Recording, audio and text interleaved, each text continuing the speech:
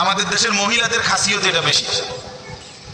জোহরের নামাজ একবারে বেড়াত লাগাইয়া শেষ টাইমে সমস্ত রান্না বান্না করলা বাজি ডাল সব রান্না শেষ হয়েছে, গরু গোসল করাইছে, ছাগল গোসল করাইছে, উঠান ঝাড়ু দিছে, আর অত্র ইউনিয়নে আর কোনো কাম নাই। সব কাম শেষ করে এবারে বুড়ি গেছে গোসল করতো।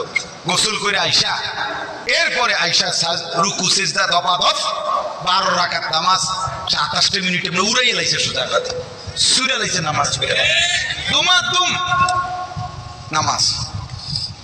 সব মহিলারা, যে মহিলা এমন করে না উনি রাগ করার দরকার, আপনি তো এরকম করেন না। আর যে বিডি এরকম খাচ্ছতেন আপনি রাগ করলে কি, আপনি চেতলেই কি, কথা বোঝেন নাই কথা, আপনি চেতে ভালো হয়ে যান, কথা বোঝেন। আপনি যদি জিদ ওড়ে আপনি এটা বলেন যে